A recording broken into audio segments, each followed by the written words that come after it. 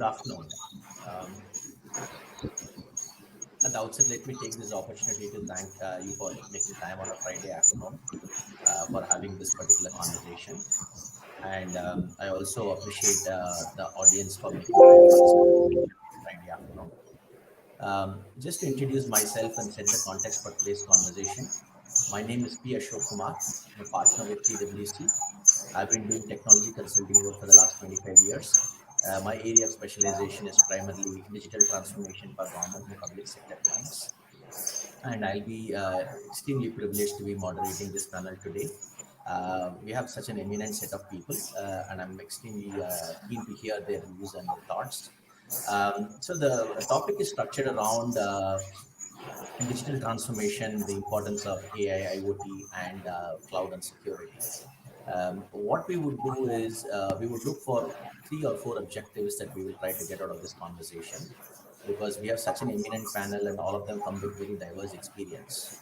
I think it'll be easier if we start with the context setting conversation in terms of trying to understand what they think about these technologies. Second is also to understand how they have adopted those technologies for either themselves or for their clients. And the third element is about the security aspects of this technology. So those would be broadly the 3 or 4 things that we will try to cover in this particular panel discussion. And what I would request is if we can take a minute each and introduce ourselves, that will be helpful.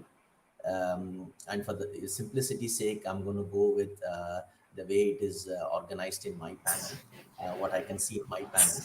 So let me start with Mr. Saroj Kumar. You can go ahead, sir. Hi, good afternoon. I am Saroj Kumar Tripathi, Joint General Manager in Odisha Computer Application Center.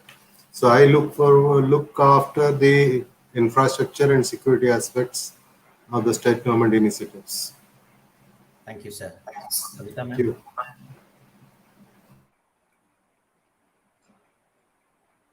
Ma'am, you are not audible, ma'am. She has gone mute. Yeah, you're on mute.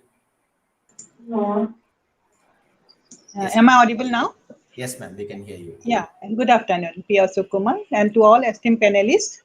Myself, Kabita Roy, Deputy Director General at National Informatics Center, and working as State Informatics Officer for Odisha State. So teamwork, technology, transparency, transformation, and time limit are the 5 factors on which performance of government officials and projects are being measured. And adherence to 5T Charter is now the top priority of the Odisha government. And as the Odisha State Center, Bhubaneswar has been providing state-of-art solutions for information management and network backbone from the NDC Bhubaneswar to support e-governance in central government and state government, including district administration of Odisha. Thank you. Thank you, ma'am. Sir, J Antony, sir. Hello, everyone. Good afternoon. Hi, Alain. Yes, sir, you can go ahead, sir. Hi. Good afternoon.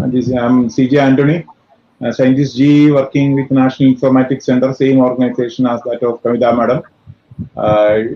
She is our front-end warrior in respective states. I am in NEC headquarters in Delhi, taking care of currently looking into the network security part, mainly in cybersecurity area. Thank you, sir. Yes. Rama. Good afternoon, everyone, esteemed panelists and Ashok. I'm Rama Devi. I head the Emerging Technologies Wing in Government of Telangana. Well, we work with all the new age technologies. You name it, we have something going on in it, starting with AI, blockchain, cloud, IoT, cybersecurity, of course. So prior to this, I worked with NISG, National Institute for Smart Government, and my last assignment was actually in framing the procurement guidelines for all the government departments to procure cloud services. And before that, I had a brief stint at the Silicon Valley I worked with a few startups there. Thank you. Thank you, ma'am. Professor Gopal. Yeah. Good afternoon, everyone. So I'm Gopal Krishna Naik. I am essentially academic. I'm a professor. So I have worked in XIMB before, and I was the director of IIIT Bhubaneswar for more than 10 years. And now I'm back to XIMB. So my role has been largely teaching, research, and consulting. And as a part of when I was in Triple IT, as a part of the IT department, so I have had the first-hand knowledge of how a lot of government services, government projects are getting digitized. So it is a privilege for me to be among all of you to share my thoughts and learn from you. Thank you. Thank you, sir. Mr. Sushil Kumar. Yeah, good afternoon. Thank you, Mr. Ashokkumar and esteemed panelists. I am Sushil Kumar, Deputy General Manager, GAIL India Limited.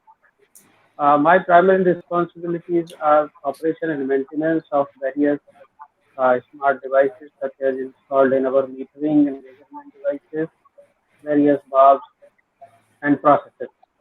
So previously I was posted in infrastructure and I have utilized this smart technology for gas measurement and primarily for gas reconciliations also. I have little bit instant in all major gas companies like Mahanagar Gas, Maharashtra Natural Gas, Green Gas, Central UP Gas, etc. So I am having keen interest in emerging technologies. Thank you so much, and it's my privilege to be part of all of you. Thank you, Thank sir. you. Alan, you would like to introduce Good yourself? afternoon, everybody. Delighted to be part of this panel. I am the EMEA CISO for Fortinet. I also have the mission to learn and to exchange best practices with knowledgeable people and top executives like yourself. I will try to bring at the same time concrete dimensions of what is it we've learned as a community in the last 15 months. And also I'm keen to hear from you, because the essence of everything we do is to create Thank you, Alan. Thank you, Alan. So just to keep the conversation interesting and exciting, try to keep the questions as simple and as easy as possible for all of us to understand. And I would prefer we having more discussion than having lengthy questions. So in terms of AI, IoT, cyber, and cloud, the thought processes, are these still emerging technologies, or have they reached a sense of maturity by which they can be called as mainstream? I think that would be the first point of conversation I would like to start, and we can go ahead in the same order of introduction. You would like to go ahead, sir? Saroj, sir?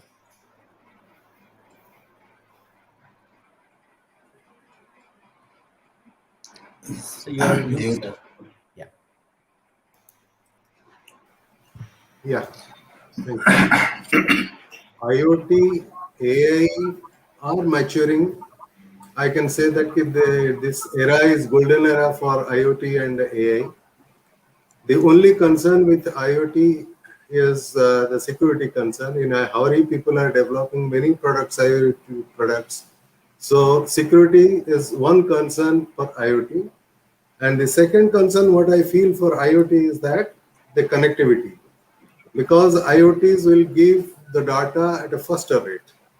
So whether we have proper connectivity or not, that is very important. If we have proper connectivity, smart connectivity, then we can make use of IoT to its best possible extent. And so far AI is concerned, really it is helping people in many ways. Like people can sit at their home and their identity can be verified. What we have already implemented in our state. Then IoT we have implemented in vehicle tracking system of mines department. The application is called i3M is there. We have implemented it. So IoT will have a better age in future, as well as the AI. Cloud services, yes, cloud services are required because to manage the infrastructure properly, to have less e-waste, to have less infrastructure with optimal utility of all the resources like CPU memory, we can make use of cloud services. That's all.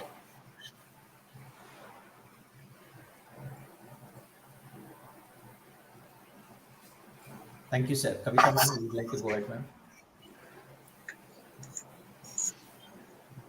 Yes, artificial intelligence. This is an Internet of Things and cloud and cybersecurity, and now not working in silos. Actually, they are very much entangled with each other. And in NIC, we have established separate centers of excellences for different technologies under discussion. But at the same time, we have formed a TAG, this is a Technology Advisory Group, and to coordinate between these interdisciplinary areas to achieve overall objective during application. And let it be the face recognition based employee attendance system or proctoring based online examination system. We are not leaving any stone unturned to exploit the power of AI for the human benefit.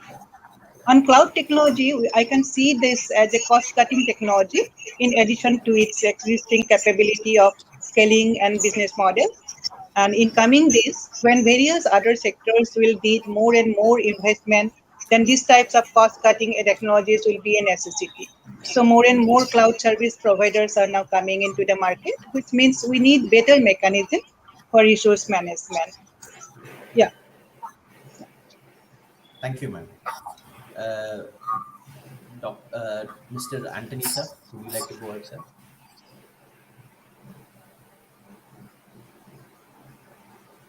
So you're on mute, sir.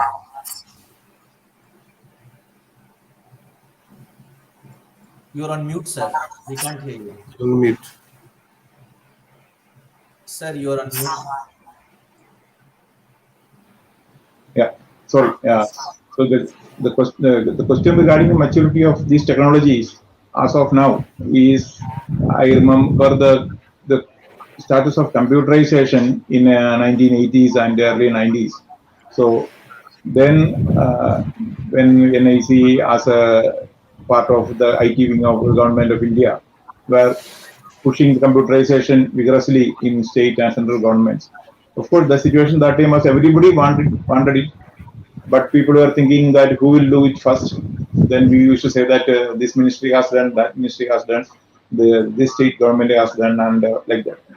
So then, of course, who will be the first person, and of course the success rate, and then of course the funding. So more or less, all those concerns are valid now for all these technologies, AI or IoT or cloud, as on today. But remember, computers were mature in that time. Of course, one who is looking at the computer revolution in 2020s may wonder, okay, how dare you say the computers were mature so bad? So that's why I thought that I will look into the measure the maturity in terms of few parameters. Of course, there are different people may have different yardsticks. I used to pick up some three top parameters. One is the quantity of service, the proliferation. Second is the quality aspects, and the third the profitability. Of course, others may have different opinion on this one. And regarding the quantity of services, I think earlier Mr. Sajoj was saying there is a widespread application of it, because according to one survey, report which I went through recently, there is a good ratio of proliferation, and most of course it is vary from the continent to continent, and among the industries also there is a difference. Of course, the manufacturing industry, logistics, health sector, they are all leading. And other than that, the people are using it not merely in a pilot or experimental stage. Into production also they are using. And regarding the quality of services, we are all the witnesses of that. We are the beneficiaries of that. The various G2C, B2C, and C2C services we are availing day to day. Of course, and things which we are availing knowingly and unknowingly, whatever we availed during the pandemic, quite a lot of them we availed without knowing that it's a fruit of AI or IoT or the cloud and things like that. And or even simple Google search part of it. Then finally, the profitability part of it. Of course, why I put profitability as a major factor is that profitability means sustainability. If, we may be good evangelists, but if it is not sustainable, then people will not call it as mature. So it will be only an R&D stage. So in this case, it was found that more than 90% or 95% of the people who have used that technology, these technologies, they are reaping the benefits. And the remaining 10%, it's not because of the maturity of the thing or the technology part of it. So it is, well, all said and done, the final answer is yes. They are mature. Of course, maturity will come with increased use. Thank you. Thank you, sir. Rama ma'am, you would like to go ahead, ma'am? Yeah, thank you. Well, when you asked this question, I was just thinking, because I head the emerging technologies wing, should I rename the, our vertical name, was what the first thought I got. Well, I agree with what the earlier speakers have said. The technologies have in fact matured, especially AI, IoT, and cloud. And in all these three areas, in fact, the government of Telangana have brought out, technology-specific frameworks. Like it's a twin objective for us to bring out this framework. One is how we actually focus on key foundational blocks, which would help these technologies to accelerate or develop, or companies working these technologies will come to the state and so on. The second part of it, which is very important for us, is leveraging these technologies within the government. So these policies and frameworks help us to do that. And along with these frameworks, we usually set up institutions of excellence, or center of excellences. So for the AI, we have set up what you call Telangana AI mission, which drives our framework. For the cybersecurity, we have our own center of excellence in cybersecurity. Cloud, actually, we have issued a GO mandating all the government departments to move to cloud, of course, based on certain scenarios, not that, on day one, they should move to cloud.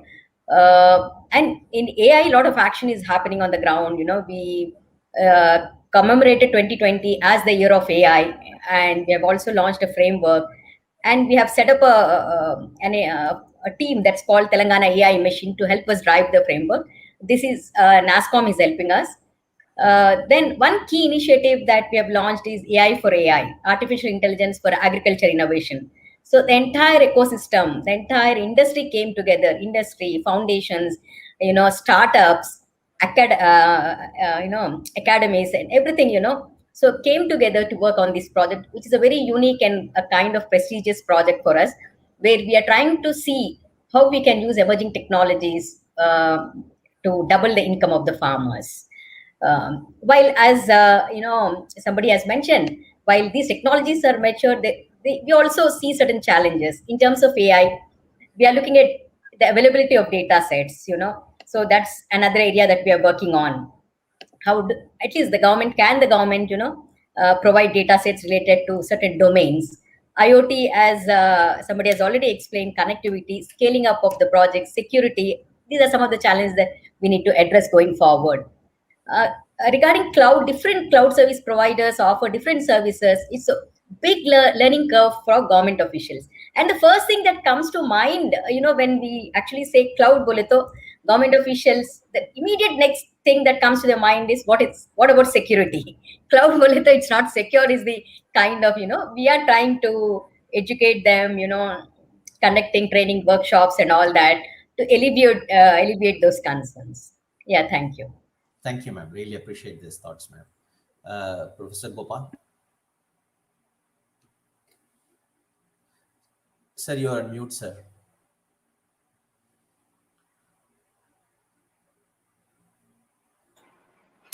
Yeah, thank you. So a lot of this technology is actually not new. For example, to test the intelligence of a computer, there is something called as the Alain Turing test. The fellow who started this test is called Alan Turing. He was a scientist during the Second World War, and subsequently he was a computer scientist who came up with this. And interestingly, his father was posted in Ganjam district in Odisha. He was a civil servant here during the British time. So at that time, people were talking about the Turing test, where you think, can you distinguish between a robot or a machine and a human being? If you can't do it, then you're not intelligent. And if you if you can can't distinguish, it is intelligent. If you can't distinguish, it is not intelligent. So the research, if you see, natural language processing, that kind of the natural voice, that kind of processing is going on since the 60s and 70s and 80s and 90s. It's not like it is new. So if you look for the literature, you will find a lot of literature. It was done during that time. So the difference is, as the systems change, the processing powers change, the connectivity changes, the speed of connectivity changes, the amount of data that is available, the application now becomes easier. So that's the only difference. But actually, in terms of the technology, it existed then, it exists now. And the techniques and the algorithms existed in those days, and it exists even today. Of course, people are trying to improve upon it. It's not like we are not improving upon it, but it is going on. So in terms of the techniques, it is fairly mature, even though a lot of research is going on. But in terms of applications, it is still not mature. That is, there is a huge potential for application in various areas, and people have no idea about how it is to be applied. So in fact, there was one company, I remember, he said, our system has an AI component, which was the education system.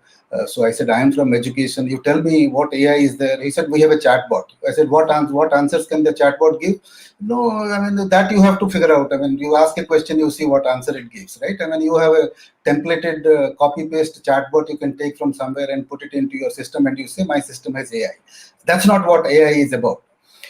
What AI is about is the gig companies, what they are doing, what Google is doing, what Netflix is doing, what Facebook is doing with AI. That is truly AI, because that is machine completely runs the whole business, right? It's not individuals who sit down and run the whole business. And that is something that other businesses have actually not figured out. Even they are saying, okay, let's do AI, etc., etc. They have not figured out. If you see cloud and this container technology, mainframe computers had it in the 60s and 70s. It's not like it's new, right? Mainframe computers, which are dead today, not dead, they're still there, but they had it during those times.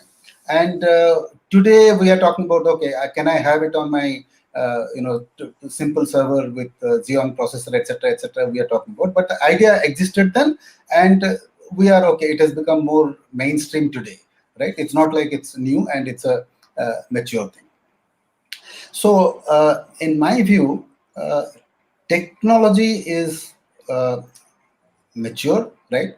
I mean, it's mature in the sense the techniques have been developed over a long period of time, and there are proof of concept which have existed for a long period of time. But increasingly, people have started accepting it, and they are now saying, okay, can I use it? I mean, if you asked AI to be used in 1970s, probably people would not have understood what AI is, right? But today they have some idea about what AI is, thanks to all the hoopla that is going around. And they think, can I use it in my business? Can it give me some profitability, etc., etc.? And so that's where the challenge is. So now you have a weapon and you don't know where to fire, right? I mean, what is the target where we should fire? So we have all this huge number of tools and technology that is available with us, and I don't know where actually to fire. So people are actually looking at a target rather than the arrow itself. The arrow is there. So that's my view about whether it is mature or not mature. Really appreciate, sir. We'll have another discussion on the same topic or an application a bit later. The next question, we'll come back to that one, sir. Can I request Mr. Sushil to give his views? Yes, sir. Thank you. So, as far as maturity is concerned, all these three technologies are quite matured in terms of theoretical, we can say, but they are still required their application maturity in the various organizations. Each and every technology has to pass through various phases to attain its maturity, such as exploring, experimenting, then formalizing, optimizing, and transforming. So we can say some formalizing and optimization is going on, but still transformation of the industry is still pending, whether it may be any kind of industry or any kind of organization. There are various kind of application of all these three technologies, such as we can say for the IoT applications, they are quite being used in terms of manufacturing and industrial processes, transportation and mobility, energy, retail, cities, healthcare, supply chain, agriculture, building, and other. So quite huge application of technology is going on. We can say for artificial intelligence, AI applications are very huge, being deployed in case of healthcare, automobile, finance sector, surveillance, social media, entertainment, education, space exploration, gaming, robotics, agriculture, and e-commerce. So all these technologies have gamut of applications which is being used. Few of the organizations are already invested, and few are there exploring and going to invest in all these technologies. Cloud computing is very well explained by our experts, but what I can say, everybody has the security challenges. When ma'am has rightly pointed out, Rama ma'am, that when we say how to use the cloud, then security questions always comes in mind. This is what I suggest people. It is like that. Initially, each and every family keeps their ornament in their homes. Now, what happens? Due to security reasons, they are putting their ornament and values in the bank. So, this is kind of the cyber security, that our data will reside in the computer which is installed in others' premises. We are actually doing this. So, people can easily understand that there is nothing like any threat of data and security there. So, let us encourage the people, encourage the managers or the officers involved in various kind of technology usage in various departments. Government is also doing wonderful. They have improved a lot in their services. We can say now people can use various government services using all these technologies. So that is what I have to say on this point of time. Thank you. Thank you. Thank you, Mr. Sushil. Alain? Thank you very much for this question. I really like the way the question was phrased by Mr. Ashokkumar, because he talked about OT and artificial intelligence. Let me say as a summary that the evolutions of artificial intelligence helps addressing the challenges created by OT, by putting this very useful, very important small little devices that have helped us making great progress, but to secure them. So the second helps securing the first.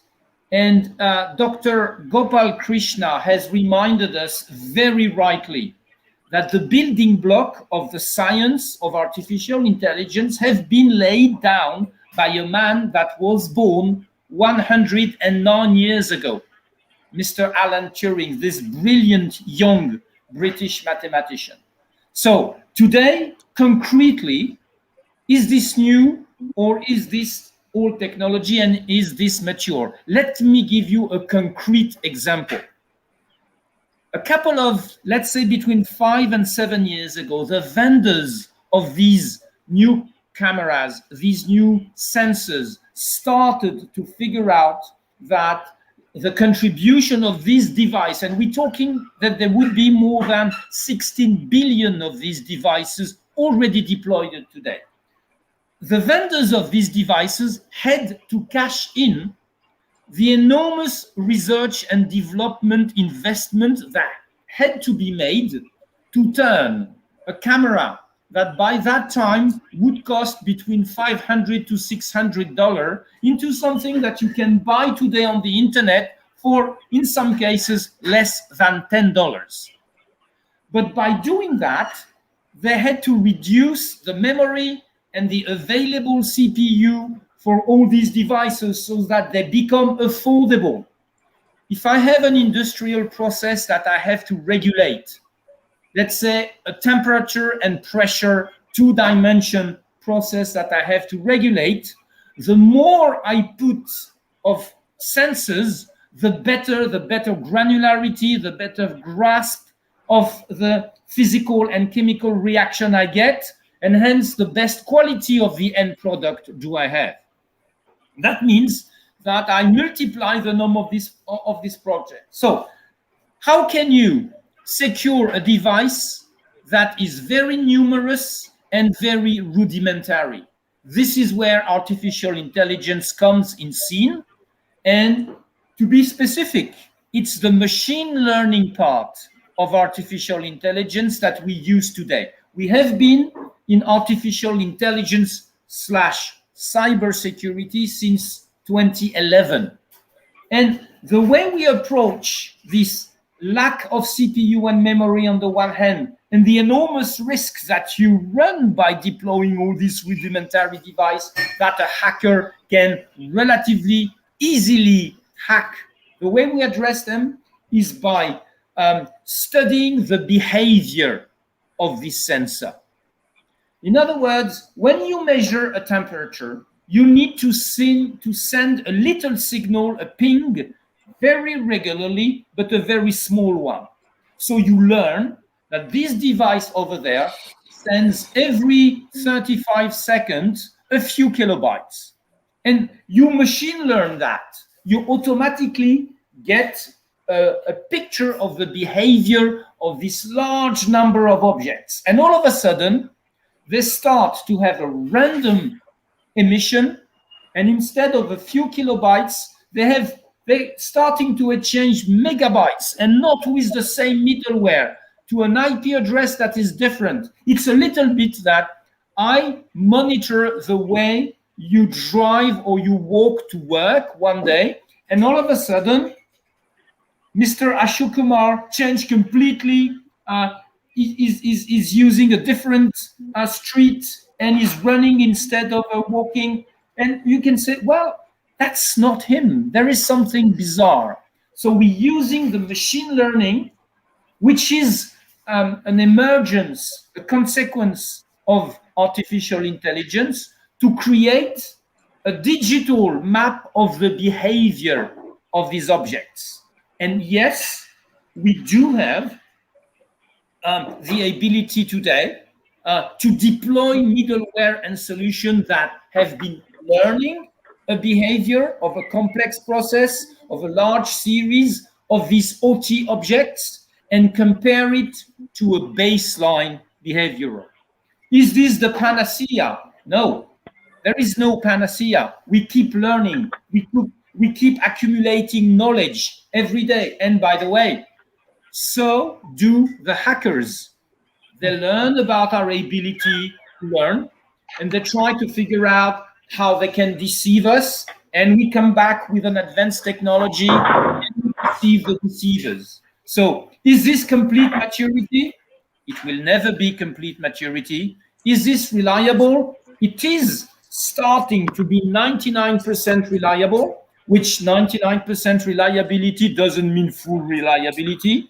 But as a community, with the exchange we have today, with the fact that we use this 1 billion of events an hour that we monitor, we analyze, we modelize, and we turn into action, we're getting to a layer of maturity that has helped. And the reason why we say it helps is the massive adoption of our technologies in the last 12 to 14 months.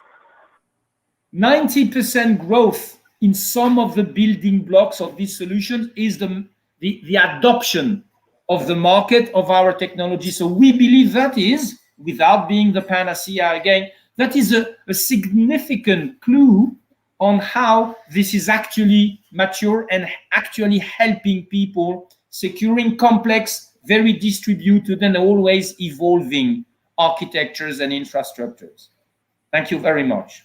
Thank you, Alain. Really appreciate the articulative summarization that you did of the various conversations that you've heard so far. I would like to add a couple of points and then move on to the next question. The first point is, as you said, different technologies are at varying level of maturity.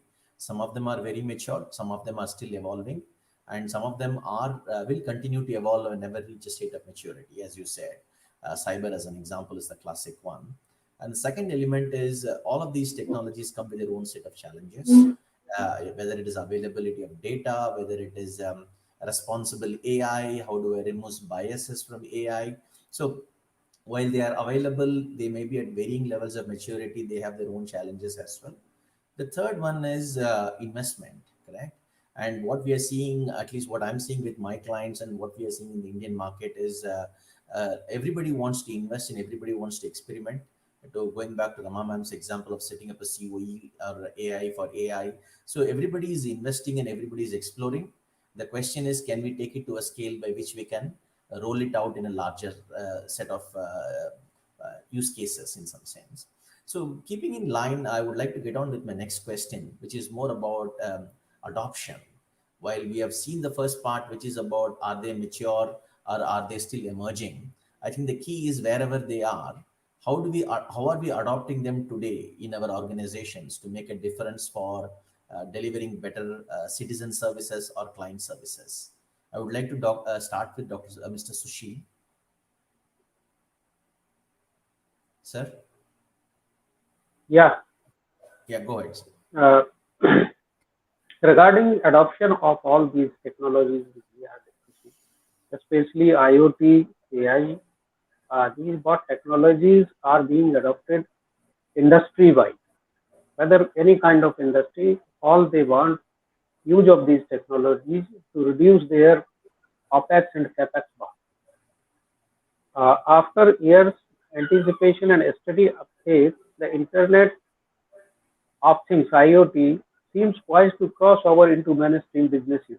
The number of businesses that use the IoT technology has increased from 13% in 2014 to about 25% today.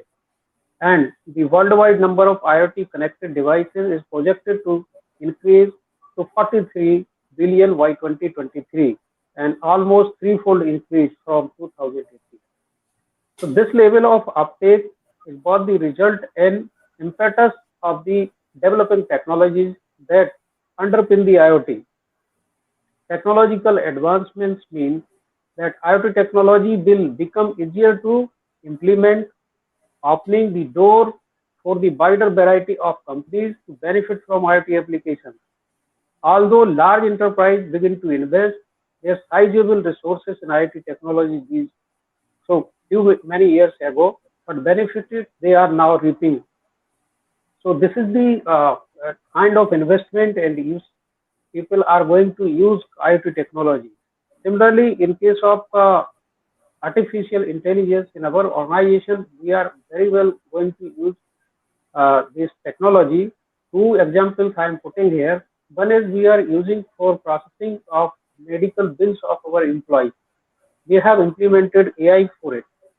And once the employee submit its bill, and within I think half an hour or so, the bill get approved automatically, and just after the final approval of a finance guy, it goes to the bank account of the person.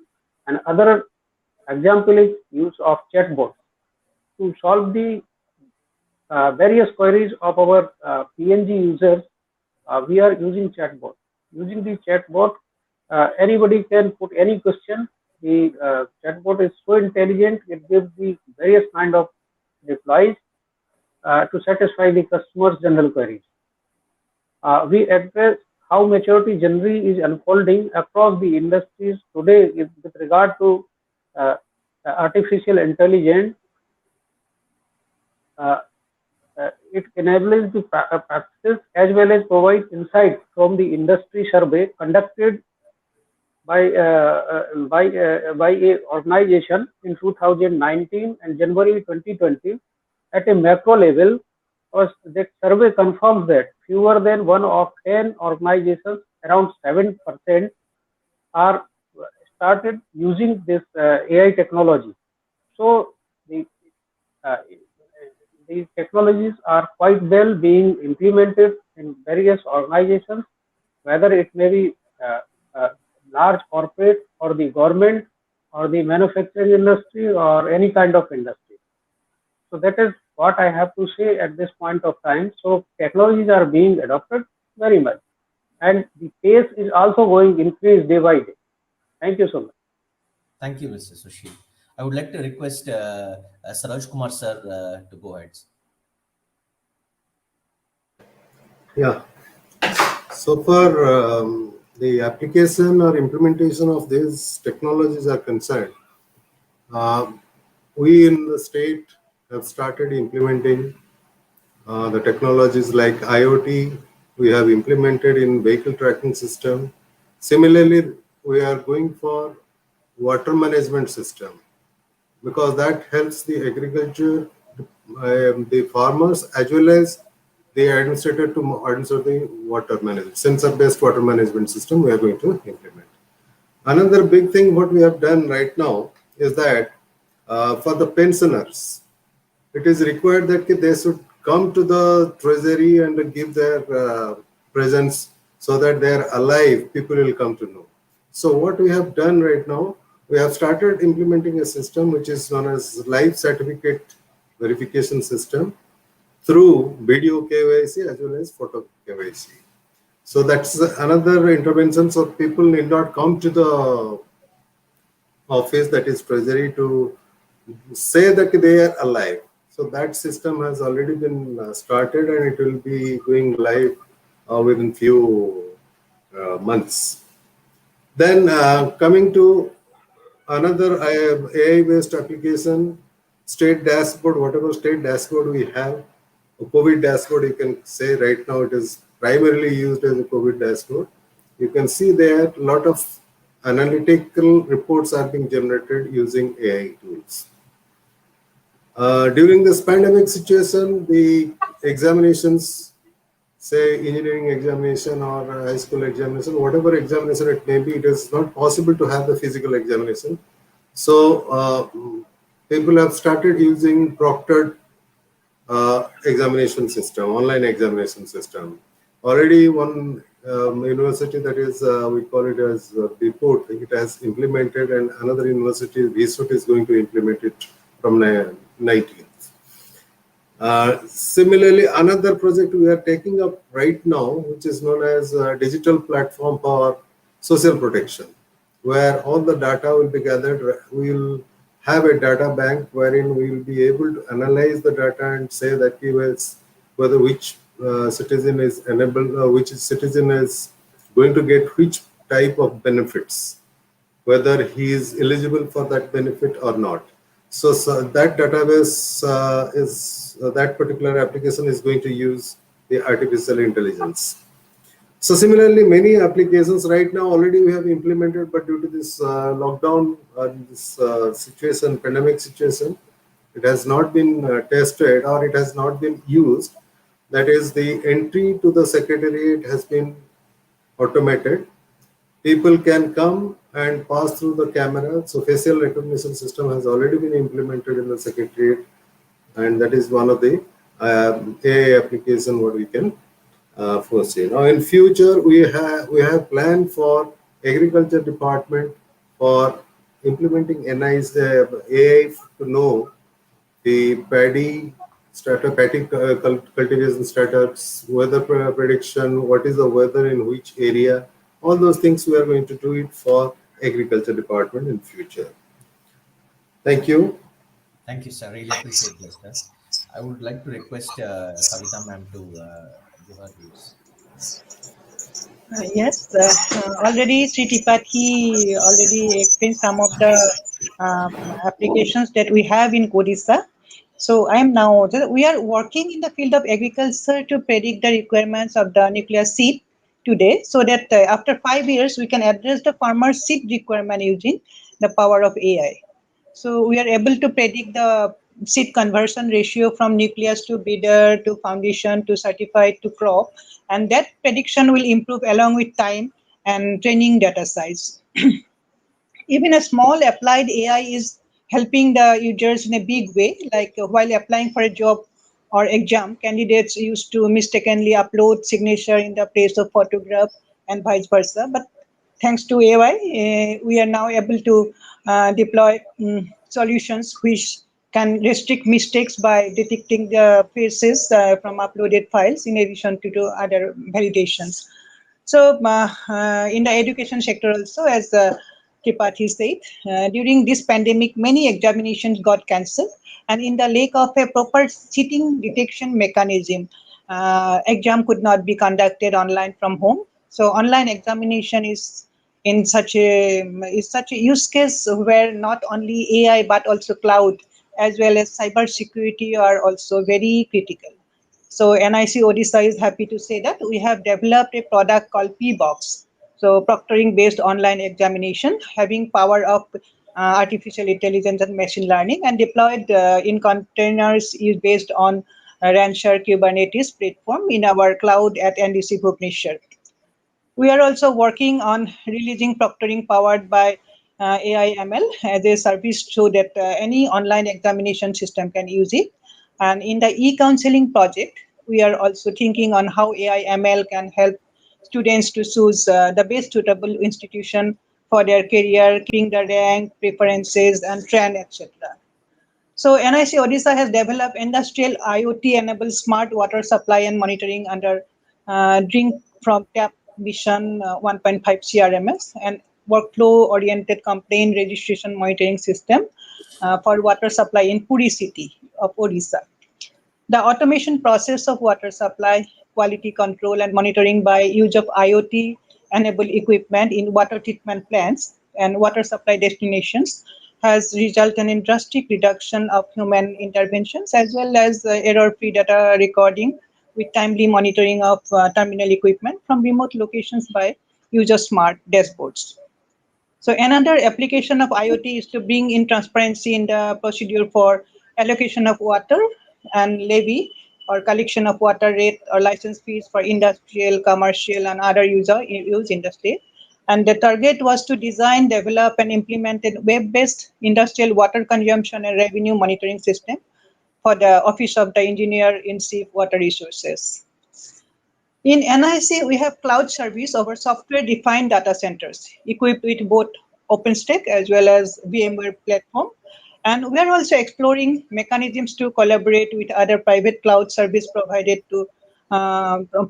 to augment our infrastructure during additional short-term requirements. In fact, the most demanding CoWIN application is also deployed in NDC Bhubaneswar over the OpenStack-based cloud infrastructure.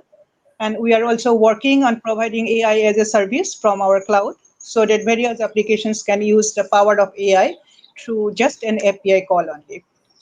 So in the coming future, we are also exploring possibilities of using network protocols normally used for space technology for outer space communication like disturbance tolerant network to connect the IoT devices for more robust and lossless communication in the most rural areas of the planet. And we are also envisioning to work in collaboration with Center of Excellence of Blockchain for NIC Karnataka to store IoT data as BOT, that is blockchain of things, to improve data security of our IoT platform. That is some of our applications that we have adopted. Thank you. Thank you, ma'am. Really appreciate this elaborate explanation, ma'am. Really appreciate it. I would request Mr. Antony to go ahead. Yeah, in continuation of what Kabita Madam said, because the adoption, when we speak about adoption, government of India was can we say come out with its own cloud initiative, cloud computing initiative called Megharaj, which is a very common name, and this was mainly it was done in the early last decade, of course, and the focus was on delivery of e-services to facilitate accelerated delivery of e-services in the country, fast development and deployment of e-governance applications, especially in the Digital India initiative, and then optimum ICT infrastructure, spending on utilization and spending of ICT infrastructure. And NIC now offers all flavors of cloud models like platform as a service, infrastructure as a service, software service, and storage as a service, and even the latest flavors like data analytics, artificial intelligence as a service, like Madam just now said, and resource monitoring, and even website as a service, which, for example, our district websites are running across all the things. And coming to the adoption of IoT, of course, government being a facilitator for all those things, has set up a center of excellence for IoT. Madam was mentioning that the one in Bangalore and of course in other parts of the country. And so these are meant for generating domain specialization and capability to reach to come up to the needs of the country. And the major areas are in the smart city, say like health, smart health, smart manufacturing, smart agriculture, as somebody was saying here, and all.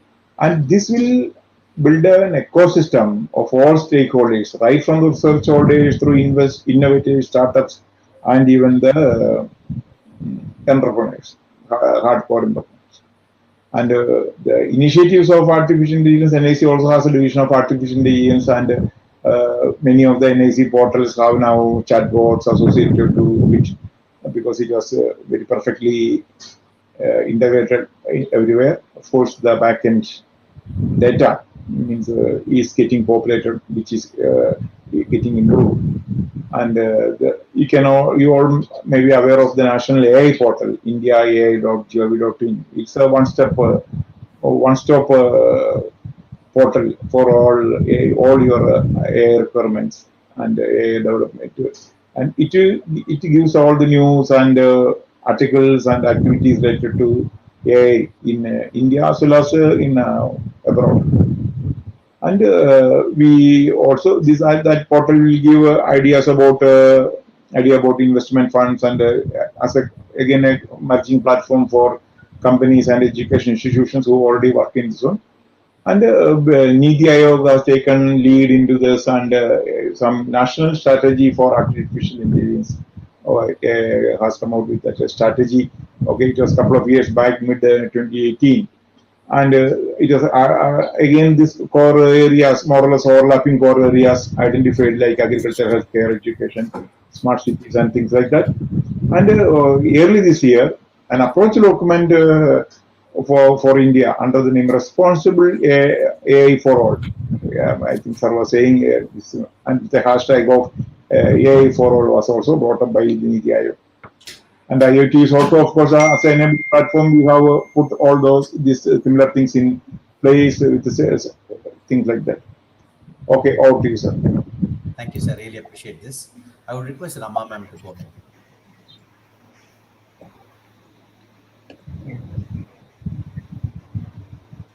Thank you. Yeah. Am I audible? Yes, ma'am. Yes, ma'am. Yeah. Well, we have implemented a couple of solutions in smart cities using IoT and other technologies for smart parking, and this vehicle tracking and so on, and water management too. And we have implemented a couple of chatbots also using AI for Department of Tourism, road transport, and so on. As I said earlier, we have launched this AI for AI, artificial intelligence for agriculture innovation, because agriculture is one of the focus areas for us. The government has invested heavily in building, infrastructure like dams, making water available for farmers, and power 24/7 power availability. So now we are focusing on how technology can be used to transform agriculture. All of us know about the challenges that the farmers are facing, the reforms that the government of India has brought about.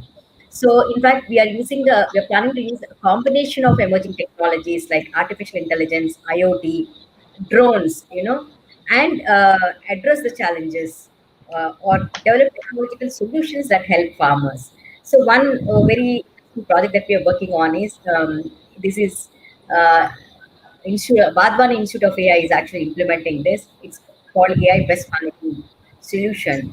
Cotton is one of the largest crops, cash crops in Telangana, and a particular pest called, pink bollworm. It actually attacks this pest and destroys the crop. So by the time the farmer realizes the damage is already done. So using artificial intelligence, can we actually detect the attack of the pest and alert the farmer in advance, and also suggest suitable fertilizers is what we're trying to do. We are actually implementing this in 6 districts of Telangana. That's a very interesting project, in AI, artificial intelligence. Of course, all the emerging technologies projects that we are working on will be deployed on cloud. The government has an account, cloud accounts, on which all these solutions will be deployed. under National E-Governance Project of Agriculture, the Government of India Agriculture Department has asked the states to actually submit proposals, to that actually to implement or identify solutions in agriculture using emerging technologies. They in fact specifically mention using IoT, artificial intelligence, cloud, what are the solutions that the governments can implement. So under that program, we are actually, using IoT solutions to what you call advise the farmer, like based on the moisture, soil moisture. The system will actually tell the farmer when to water, how much to water, and so on. And also fertilizer usage. A lot of us know that huge amounts of fertilizers have been used without the need. So that's a kind of precision agriculture that we're trying to, using various technologies. So recently we have announced a grand challenge, giving problem statements to the ecosystem or to young startup companies to come out with solutions in 3 areas. One is, of course, as I said, precision agriculture, real-time price discovery, and farm lending. So we have got some interesting solutions in that. And coming to our most interesting project that we are working on, AI for AI, where we have identified 5 crops, chilies, cotton, turmeric, and others which are important to Telangana. And across the value chain, we are identifying what are the best use cases. Of course, as part of AI for AI, we've already identified 30 use cases that can be implemented across the value chain of agriculture. For these 5 crops, what are the value pathways we are working on it that will impact about 100,000 farmers. Uh, and an interesting thing we are doing is we are actually building an agri data exchange platform, because all of us know that data is the core to AI algorithms. And we have data with the government department, but they're not in a way that are consumable by AI algorithms. That's one of the biggest, challenge that we are facing in AI ML solutions. And even recently, the McKinsey report, which was released, I think, early this year or last year, talks about, if the government can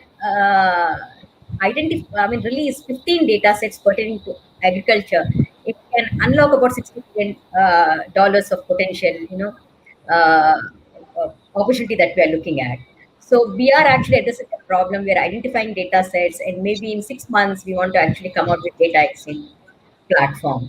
Another interesting concept is we are also setting up what we call A Box or Agriculture Box. It's an innovation platform where startups can actually, come with the solutions, and the government will actually implement them, give an opportunity to pilot, validate them in the state, and help them to get access to farmers, to front end enablement, and so on. So these are some of the projects that we are working. Yeah. Thank you. Really Thank you. appreciate this, man. I will request Professor Gopal to go ahead. Yeah, okay. So a lot of people, they say they are using AI, but actually they are not. Okay, I mean that is true with the government, that is true with corporates, and that is true with, I think, everyone. I'll give you one example. I mean, say in this pandemic, people are saying we are using proctored examination system by which there is a camera which monitors your face, and then it is guessing whether you are trying to copy or you're trying to cheat or you're not trying to cheat, and it gives you some kind of a score. So we have actually used it, and then we found that we actually cannot use it. Then I was talking to the developer. I said, okay, how do you know whether somebody is cheating or he's not cheating? I mean, on what basis have you collected the data? What analysis did you do? What model did you build based on which you have done? So from his discussion, he said, just looked at the expert's point of view. If I'm looking like this, probably I'm talking to somebody. If I'm looking like this, I'm doing something. If I'm looking like this, probably I'm copying from a book or something like that. I said that may not be the case, right? And so therefore, whatever result that you give, if I apply it to a student, and if he goes to the court, he says I failed because your proctored system said you are cheating. So will the court accept it? It will not accept. So therefore, it's all fun, but it's actually of no use because the data actually has not been tested. Data has not been, So for example, can a human being, for example, I'm sitting here and somebody is writing an examination, by looking at the camera, only the bust of the person, can I say he's cheating or he's not cheating? Right? I mean, it's very difficult for me to say. Even when somebody is sitting in an examination hall, he's cheating in a way we find it difficult to find out. The invigilators are difficult to find out. there is another problem. That problem is, this there is this story of during the Second World War, they brought a statistician to find out, okay, how do you build the aircraft so that even if the bullets hit, it doesn't go down, right? So they gave him a set of aircrafts. So this fellow went around, he saw that, the bullets are hitting the wing and the fuselage and some other parts. Then he said, okay, where are the aircrafts which have drowned, right? These are the aircrafts which have survived. But where are the ones which have drowned? They said they're under the sea or in some field somewhere, we don't know where it is. He said, if you give me the data, only the survivor data, how will I find out, what makes it survive? I mean, I have to know also what makes somebody die, right? What makes the aircraft actually fail? So most of our data today, if you see, I mean, whether it's a government data, corporate data, whatever data that we see, it's all survivor data. It is not the complete data set. And with this data set, if you try to build any model, that model is not going to work. It's not going to work. So, for example, say suppose Netflix does a recommendation, right? I watch a movie and it says, okay, the next movie you can watch is some 3-4 it shows. If I watch the movie, it knows, okay, it has succeeded in its recommendation. If I don't watch the movie, it also knows that, okay, the recommendation did not succeed. So therefore, it can learn from that. In the government data or the corporate data, there is no such thing. Only when it succeeds, we have the data. If it doesn't succeed, we have no data. Probably in the exception of the IoT where the data is randomly collected. But any other thing that we are talking about, the data collection, it's all biased data. The data is only a subset of the data which adheres to certain quality, and which doesn't adhere to certain quality or certain attributes, it's actually basically ignored. So considering that, I mean, I see application of AI in education, especially today. Schools are closed, colleges closed, and examinations cannot happen, and the rural people they cannot go to school, etc., etc. So there is a huge application, and there is one example I have heard about. There is a Chinese scientist who has developed a system by which the education is mass customized, in the sense that, okay, I watch a 5-minute video, it will determine what to do next. Should it should it show a next video, or should it give a quiz, or should it tell a joke, and how do you keep the student engaged?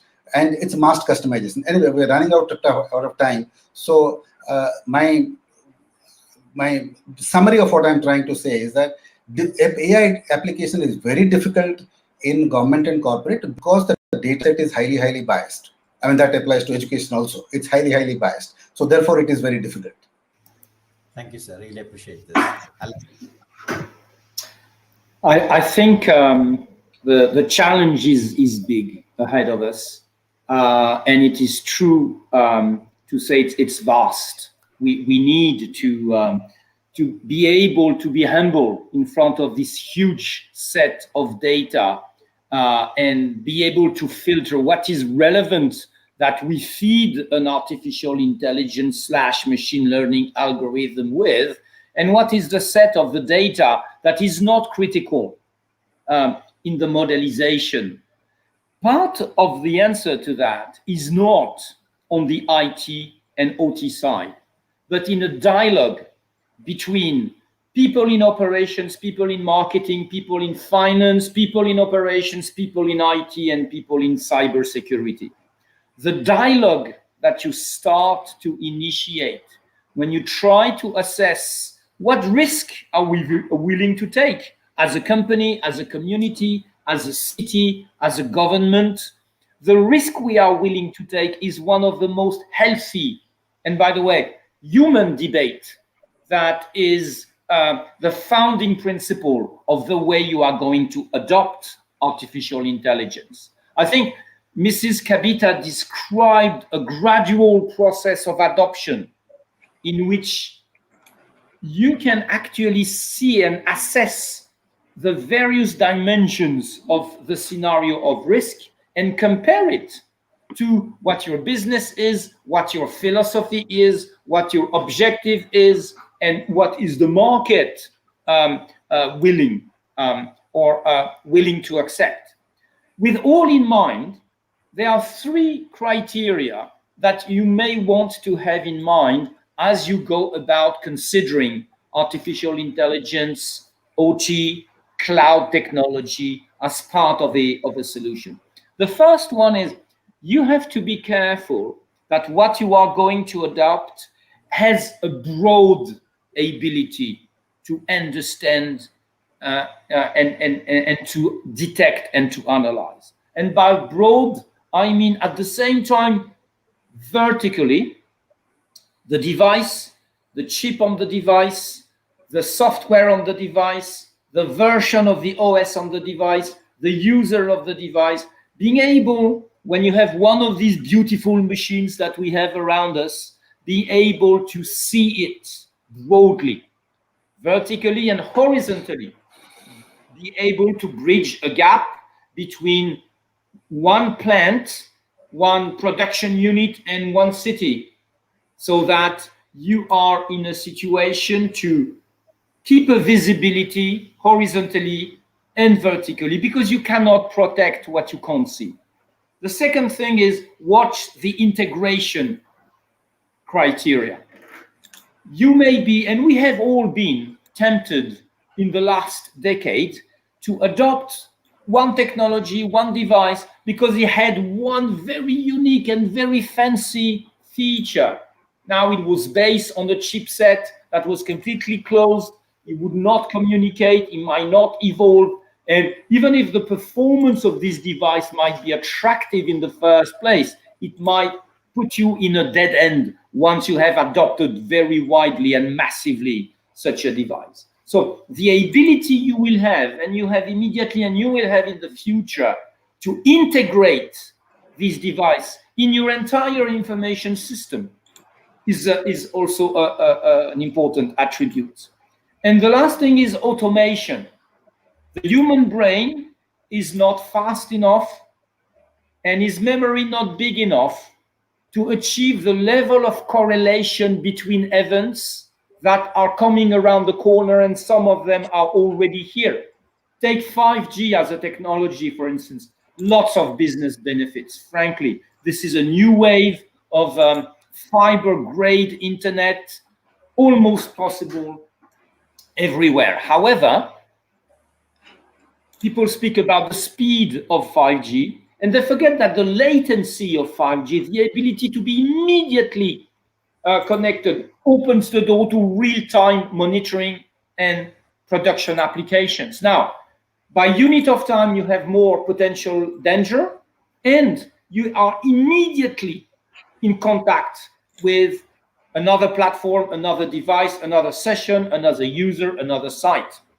And that also, this automation that enables you to correlate events, some of them happened a month ago, some of them happened a millisecond ago, and enable then the ability to do this advanced correlation without killing your teams to the tasks of correlating logs between platforms that naturally, natively cannot speak with each other's. And that enables this level of integration, automation, and breadth are three attributes that shape the cybersecurity platforms of tomorrow. And holistic never should be a synonymous of monopolistic. The biggest things that happen in our IT world are based on standards, from the IBM PC to the cybersecurity of today. So choose open platform and standard-based platforms in order not to mortgage your future and your cybersecurity with technologies and issues and situations that are coming forward. Thank you, Alan. Really appreciate this. In the interest of time, I would like to conclude this conversation with 3 or 4 statements. One, what is emerging very clearly is the government is interested in setting up a national frameworks for some of these technology, which is what got highlighted by Mr. Antony and Ms. Kabita. The second critical element is there are use cases that are already being explored by most states, whether it is in smart cities, water, agriculture, and various other education as an example, which means one, there is a framework, 2, there is a lot of demand and application, and the 3 is the government is also looking at various flavors. As Mr. Antony said, whether it is PaaS, IaaS, SaaS. So there are various flavors of opportunities that are available. And the last one is what I can understand is the most of the states are open to co-creating certain innovation or co-innovating with startups, which is again a big strength that many of the states, especially Telangana and others, have in terms of the ecosystem by which they can co-create it. And at the end of the day, all of these, whether it is the framework or the infrastructure availability or the use cases or the co-innovation, are all centered towards making a difference towards better citizen services delivery. I think that's the way I would like to conclude this particular panel discussion. Really appreciate you making time, and thanks for sharing your views and your comments. Thank you. Thanks a lot. Thank you. Thank you. Thank you you, very much. Thank you. everyone. Thank you. Thank you. Bye-bye. Thank you, everybody. Really